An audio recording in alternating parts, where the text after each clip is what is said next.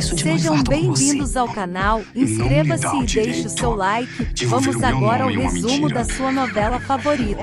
Tibar está no alto das muralhas, ele vê Nobar saindo do esconderijo, ele atira uma lança, mas não pega em Nobar, ele manda os soldados irem atrás de Nobar. Galimedes agarra Nobar, Kalu suja o rosto de Nobar, para que eles não reconheçam, Galimedes consegue despistar os soldados. Farduk fala que já capturaram a maioria dos fugitivos. Raabe pergunta quem falou isso. Farduk fala que foi os soldados. Raabe fica nervosa pensando no irmão. Ela fala para Liora que não sabe se pegaram ele novamente.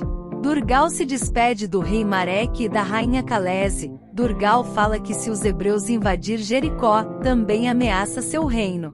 Leia fala para Josué que foi ela que inventou o compromisso entre ele e Samara. Josué pergunta por que essa mentira, ele não quer ver o nome dele envolvido em mentiras, e exige uma explicação dela agora. Leia fala que foi por uma boa causa. Josué fala que não se mente por uma boa causa, nem por causa nenhuma. Leia fala que Samara ama ele mais do que tudo, e muito antes dele ser escolhido como seu líder. Josué fala que infelizmente ele não pode dizer que corresponde ao sentimento de Samara. Leia fala que sabe o porquê. Tobias está cuidando do curral, ele tropeça e cai. Ele fala que Josué e Caleb vão pagar. Leia tenta associar a conquista da terra prometida com o que ela fez. Josué fala qual a relação dessa verdade com a mentira que ela inventou. Ela diz que o coração de Samara sangra por ele. Ela fala que essa mentira que ela assume atingiu não só ele, mas atingiu a filha também. Para aliviar seu sofrimento, ela assegurou a Samara que já havia afirmado um compromisso de noivado com ele. Ela fala que foi fraca, não conseguiu suportar o sofrimento da sua filha. Aruna deve ter escutado a conversa dela com Samara. Josué fala que isso não lhe dá o direito de envolver o nome dele em uma mentira de foro tão íntimo. Ela fala que não devia, mas fez, e pede perdão a ele, e pede que ele não envolva Samara nisso, que a culpa é só dela. Josué fala que a mentira dela poderia ter manchado a reputação dele, que a atitude da Leia foi deplorável, mas ele irá perdoá-la, que isso nunca mais se repita. Só ele pode saber com quem e quando ele terá um compromisso, só ele para saber quem é a esposa ideal para ele. Essa decisão é dele. Aruna está treinando sozinha com a espada. Otniel chega e pergunta se ela sempre treina sozinha. Ela fala que sim, ele vai treinar sozinho também. Aruna pergunta por quê. Ele fala que aquele Otniel, que aquele menino que todos fazia de idiota, morreu. Ela pede que ele não fique triste. Ele fala que difícil vai se ele treinar sozinho. Aruna fala que os dois estão na mesma situação. Ela tem uma ideia, dos dois treinarem juntos, se ele quiser. Otniel aceita, os dois começam a treinar. Salmon está cansado carregando Melquias, ele pede força a Deus. Durgal fala que os cananeus e os hebreus que lutem e se matem, assim eles ficarão livres. O rei Marek, olhando do alto da muralha, fala que até que fim se livraram deles. O rei Marek fala que eles vão cumprir o pacto que eles fizeram. Axa está cumprindo o que foi ordenado por Caleb, e ela cai na lama, e o povo fica rindo dela. Ela começa a chorar. Sama pede perdão a Iná pelo que ela fez. Maquir vê Rune indo para a tenda de Livana com presente, e fica desesperado. Ele discute com Raniel.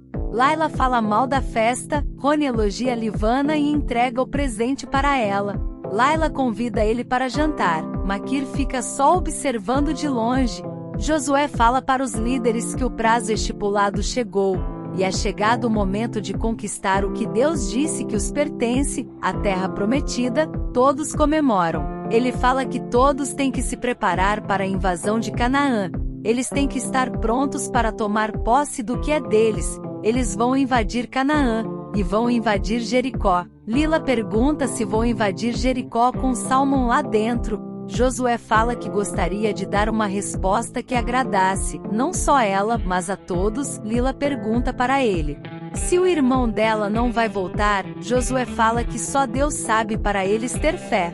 Josué fala para todos que teve uma informação, que Salmão e Melquias foram capturados em Jericó. Jéssica fica desesperada. Josué fala que eles não têm que esperar.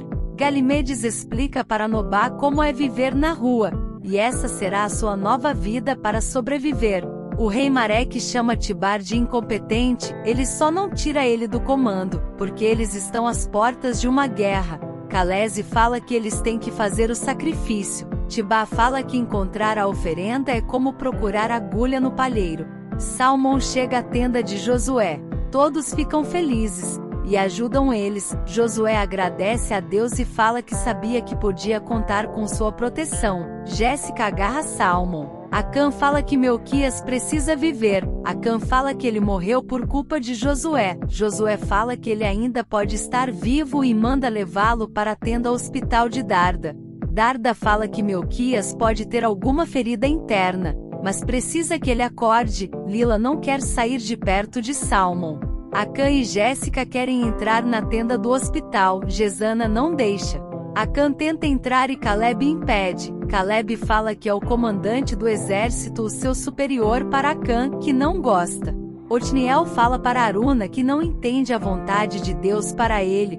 Ele tem sangue de grandes guerreiros correndo pelo corpo. É sobrinho de Caleb. Ele olha para ele e acha que está no lugar errado. Aruna fala que não sabe de onde veio, e tem horas que sente o mesmo que ele, a sensação de que colocaram eles por engano naquele lugar. Aruna fala que Deus tem uma sabedoria infinita e ele sabe o que faz. Tem uma razão para que eles estejam em um certo lugar. Aruna fala que pode ainda não saber a vontade de Deus para ela, mas que ela existe. Ela e Otniel brincam. Samara, desesperada, pergunta por que a mãe foi falar com Josué, já que ele sabe que elas mentiram. Leia fala que conseguiu salvar ela, e que Josué vai ter que pedir perdão para ela, e que ele vai entender um dia que Samara é a mulher ideal para o líder de Israel. Ela enche Samara de esperança. Samara pergunta se a imagem dela não ficou manchada. Leia fala que a imagem dela é de vítima da mentira que ela inventou, totalmente inocente. Mas elas têm que ficar atenta a Aruna, já que Josué está interessado na enjeitada. Samara fala que pior do que não ter Josué é pensar que ele pode acabar nos braços da mosca morta da Aruna. Leia fala que ela tem que continuar de boa amiga dela, até encontrarem um ponto fraco da Aruna. Aí elas podem atacar e sujar a imagem dela para Josué. Samara fala que Aruna é uma pedra no caminho dela. Leia fala que elas vão chutar essa pedra para bem longe.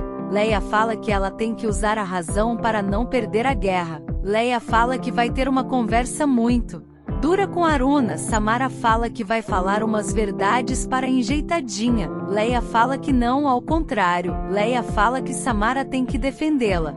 Não esqueça de ativar o sininho das notificações para receber o aviso de novos vídeos. Até a próxima. Eu sei,